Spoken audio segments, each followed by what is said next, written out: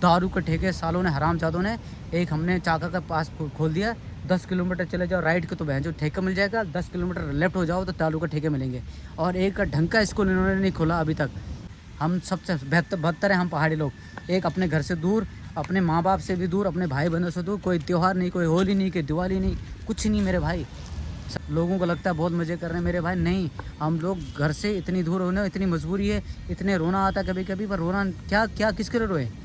कि लोग हैं मेरे माँ बाप और मेरे दादाजी, जिन्होंने बचपन से ही अपने परिवार के साथ रहे, चाहे वो सूखा खा रहे थे, चाहे कुछ भी था, अपने माँ बाप अपने बच्चों के साथ रहे, अपनी ज़िंदगी अच्छी खुशहाल अपनी परिवार के साथ गए। दुख। Hello guys, welcome back to my new blog. और शुरुआत करते हैं भाई लोगों, आप सभी को उत्तराखंड स्थापना दिवस की बहुत बहुत शुभकामनाएं और बहुत बहुत बधाई आप सभी लोगों को। और मैं बिल्कुल बैठा हूँ, बिल्कुल से एक पेड़ों के छाँव के नीचे बैठा हूँ अभी। तो भाई लोगों, बात ऐसी है, मैं आपसे एक बात करना चाहता हूँ कि 2009 नवंबर 2000 को जब हमारा उत्तराखंड उत्तर प्रदेश से अलग हुआ था, तो उस समय और आज में क्या फ़र्क है, थोड़ा हम मेरे को बताइए। और अगर आपको पता है तो प्लीज़ जाके कमेंट बॉक्स में ज़रूर लिखिए कि आज 2000 से पहले और 2000 के बाद हमारे उत्तराखंड में क्या क्या चेंजेस आए हैं, क्या क्या बदलाव आए हैं हमारे उत्तराखंड के अंदर, कितने रोज़गार के साधन हुए, कितने हॉस्पिटल, कितने स्कूल, और हमारे यहाँ पे रोज़गार के साधन कितने हमारे पास, हमारे घरों में, हमारे पहाड़ों में, हमारे जितने भी आसपास गांव में हैं, कितने लोगों ने उन्नति की है और कितने लोग जो हैं विकसित हुए हैं। तो मेरे को इसका थोड़ा बता देना आप लोग। मैं अभी कहना चाहता हूँ 2005 में मैंने इंटर पास करके मैं 2006 के लिए अपने नौकरी के लिए चला गया। 2006 के बाद जो है आज तक मैं धक्के खा रहा हूँ और धक्के खा रहे हैं। देखो, मैं यहाँ हूँ घर से बाहर। मैं विदेश था, विदेश के बाद अपने घर आया, घर के बाद मैंने पता है देहरादून में आप नौकरी करने जाओ, कहाँ जाओगे सिर्फ देहरादून में, हमारे उत्तराखंड में कहाँ है आपको बताओ? ऋषिकेश, हरिद्वार, देहरादून कहाँ है आपके पास? पिथौरागढ़, अल्मोड़ा, कितने नौकरी वहाँ पे, कितने देंगे वहाँ पे? वहाँ तुम होटल में चले जाओ, होटल वाले क्या बोलते हैं, सर 10 से 15 हज़ार, हमारा तो सर इतना चलता है। अगर आप उनके पास नौकरी, सर मेरे को तो वहाँ 25,000 मिल रही, 30,000 मिल रही है। दिल्ली, देहरादून, कहीं भी मतलब दिल्ली एनसीआर में आप बोलो कंपेयर करके, सर मेरे को तो वहाँ उतना मिल रहा है। बोलो हमारा तो भाई इतना ही है। चाहे वो बिजनेस उतना ही कर रहे होंगे, पर उनके लिए कहना हाँ हम देहरादून और उत्तराखंड वाले हैं, तो आपकी सैलरी बजट इतना ही है, हम इससे ज़्यादा देंगे नहीं देंगे। 20 से 25,000 भी वो भी देंगे को, जो बंदे को 25 साल का एक्सपीरियंस होगा, जो अच्छी पोस्ट पे काम करेगा, उसको रोज़ झगड़ के देंगे वो 15 से 25 हज़ार रुपये।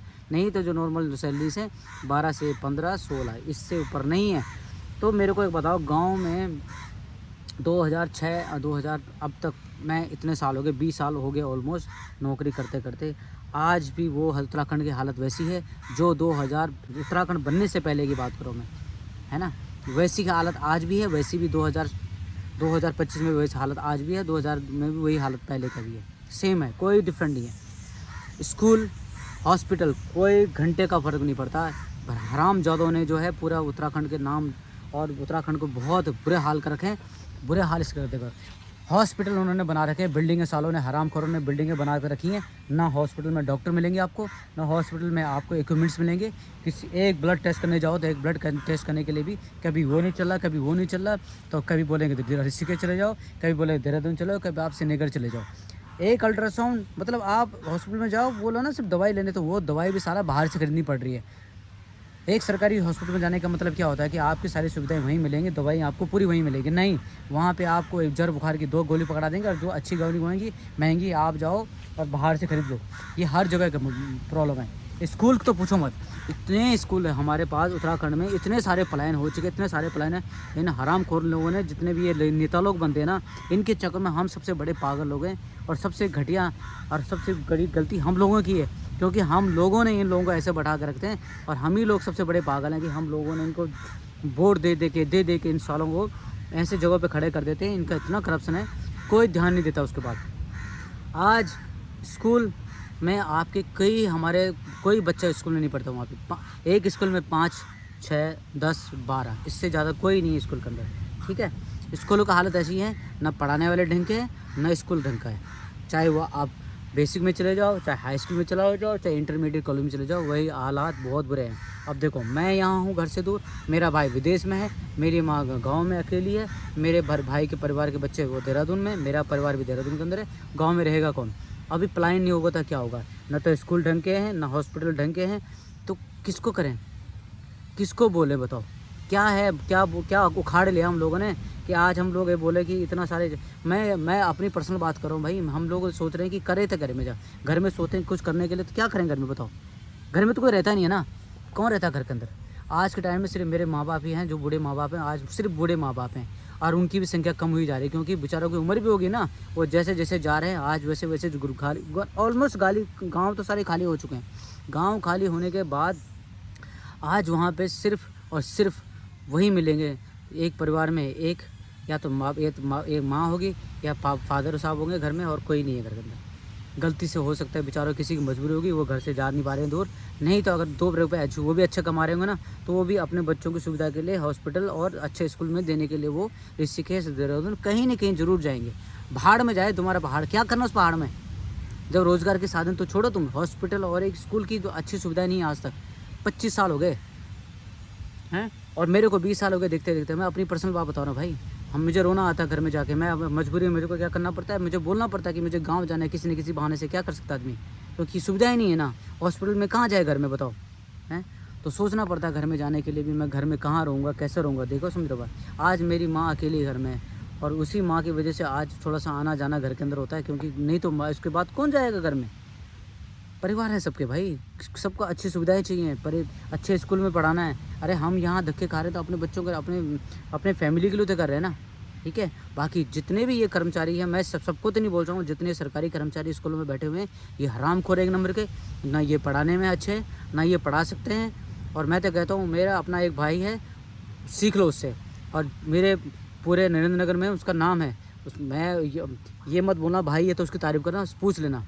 एक वो बंदा है जिसके स्कूल से हर साल जो है नवोदय विद्यालय में बच्चे पढ़ निकलते हैं, 3 और 4 बच्चे। और उसके हाल बच्चे देखो, जहाँ वो जाता तो वहाँ 100-150 बच्चे होते हैं ना, आते हैं बच्चों को तो मना करना पड़ता है, क्योंकि स्कूल में टीचर के देते ही नहीं ये लोग। मैं अपने गांव के स्कूल की बात बता रहा हूँ, एक गांव के स्कूल 3-3 दिन 4-4 दिन ताले लगे पड़े हैं और बच्चे बाहर बैठे हुए हैं। हॉस्पिटल में जाओ तो कहीं कुछ नहीं है, कोई दवाई नहीं है, कोई मेडिकल किट नहीं है, कोई इंजेक्शन नहीं है, कोई अल्ट्रासाउंड नहीं है। क्या करेगा उत्तराखंड में जाके भाई, क्या करेगा तुम लोग। देहरादून में ऋषिकेश में नौकरी नहीं कर सकता आदमी, वहाँ 10 से 12 हज़ार रुपये तनख्वाह देगा। आज यहाँ खड़े हैं देखो गाँव के बीच में, साला जानवरों के साथ में खड़े पड़ रहा है यहाँ पे हैं। ये खड़े हैं हम जानवरों के साथ, यहाँ पे जानवरों के साथ। ये इनकी तो लाइफ अच्छी है, अपनी फैमिली के साथ तो रह रहे हैं कम से कम। हम सबसे बदतर है हम पहाड़ी लोग, एक अपने घर से दूर, अपने माँ बाप से भी दूर, अपने भाई बहनों से दूर। कोई त्यौहार नहीं, कोई होली नहीं, कोई दिवाली नहीं, कुछ नहीं मेरे भाई। सारी ज़िंदगी गुजरेगी ऐसे समुद्र के देखते घर से दूर बाहर जाके। लोगों को लगता है बहुत मज़े कर रहे हैं मेरे भाई, नहीं। हम लोग घर से इतनी दूर होने, इतनी मजबूरी है, इतने रोना आता है कभी कभी, पर रोना क्या किसके लिए रोए हैं। और तब तुम आते हैं ना कि बीजेपी, ये कांग्रेस या आम आदमी पार्टी, इनको वोट दो, इनके ये घंटा कोई कुछ नहीं करता मेरे भाई। तुम्हें चूतिया काटते हैं, तुम्हारे चूतिया बनाते हैं, कुछ नहीं करता किसी का। क्योंकि हमने ज़िंदगी भर अपनी मेहनत से कमाया, मेहनत से खाया है आज तक। हमारे माँ बाप ने भी, हमारे दादा लोगों ने भी मेहनत से खाया, कमाया, अपने बच्चों को पाला पोसा। और मैं वो लकी लोग हैं, मेरे माँ बाप और मेरे दादाजी, जिन्होंने बचपन से ही अपने परिवार के साथ रहे, चाहे वो सूखा खा रहे थे चाहे कुछ भी था, अपने माँ बाप अपने बच्चों के साथ रहे, अपनी ज़िंदगी अच्छी खुशहाल अपनी परिवार के साथ गए, दुख सुख सब एक साथ काटा।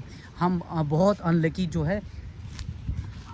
अनलकी जो जनरेशन है, जो ना माँ बाप के साथ है, ना भाई बहनों के साथ है, ना अपने परिवार के साथ है, किसी के साथ नहीं है, ठीक है। तो हम लोगों की ज़िंदगी सबसे बड़ी झंड है जो हमारे उत्तराखंड वाले हैं। जितने भी हम लोग भाई लोग बाहर काम करने वाले लोग हैं, चाहे वो विदेश में है चाहे अपने देश में, वो घर से बाहर है तो मोड़ लो तो वो, चाहे वो देश में कहीं भी चला जाए है तो अपने घर से बाहर ही। समझ रहे हो बात। मुझे अपनी पर्सनल, मैं वीडियो इसलिए नहीं बना रहा हूँ कि मुझे कुछ चाहिए, मुझे घंटा नहीं फ़र्क पड़ता, पर मुझे आज बोलना पड़ रहा है कि आज इतने साल बाद भी हम लोग बाहर हैं, हमें कुछ साधन नहीं है उत्तराखंड के अंदर। दारू के ठेके सालों ने, हरामजादों ने, एक हमने चाका का पास खोल दिया, 10 किलोमीटर चले जाओ राइट के तो बहन जो ठेका मिल जाएगा, 10 किलोमीटर लेफ्ट हो जाओ तो दारू के ठेके मिलेंगे। और एक ढंग का स्कूल इन्होंने नहीं खोला अभी तक, ना वहाँ टीचर होते, ना वहाँ पढ़ाई होती है, ना साले हरामी टीचर काम करने के लायक होते नहीं है। मैं सबकी बात नहीं कर रहा हूँ, जिनको पता है कैसे हालत है स्कूलों की, ठीक है। तो भाई लोगों बुरा मत माना, और इस वीडियो को ज़्यादा से ज़्यादा सपोर्ट शेयर कीजिए। और मुझे लगता है अगर आपको कुछ करना है तो खुद करना पड़ेगा, कोई किसी के लिए नहीं करेगा। ना ये सरकारें आएंगी, ये जाएंगी, इनको घंटा फर्क नहीं पड़े वाला। हम लोगों को भोसड़ी के 500-500 रुपये पकड़ा के हमारा मुंह बंद करा देते हैं, ले थैला पकड़ो और 500-1000 रुपये 2-4 पैक पुक पकड़ा के इनके गुण गाओ, और बस उसके बाद काम खत्म। 5 साल बाद इनके साले कुछ दिखेंगे भी नहीं। तो ठीक है, तो बाकी मैं ये इसमें कोई कट नहीं फट नहीं मारूंगा मैं इस वीडियो में, मुंह से गाली निकल गई तो माफ़ करना आप लोग। बट ये फैक्ट है, उत्तराखंड में 25 साल बाद भी आओगे तो आपको ऐसे मिलेगा, कोई फ़र्क नहीं पड़ने वाला है। एजुकेशन, हॉस्पिटल्स, आपके रोज़गार, तो ये कभी बदलने वाले नहीं हैं। और ये जुमले चलते रहेंगे 4-4 दिन के कि आज ये अच्छा आएगा सरकार, ये सरकार ये करेगी, फलाना करेगी, ढिमका करेगी। कुछ नहीं करने वाला। जो करना है हमें खुद करना है, हम ही करेंगे अपने फैमिली के लिए, अपने परिवार के लिए, किसी के लिए भी नहीं। समझ गए बात? तो भाई लोगों बुरा मत मानना। और ये वीडियो ज़्यादा से ज़्यादा लोगों को शेयर कीजिए। अगर आपको अच्छा लगे वीडियो तो बिल्कुल आप जाइए, लाइक शेयर कीजिए। और बस कुछ नहीं बोलना चाहता हूँ भाई, थैंक यू।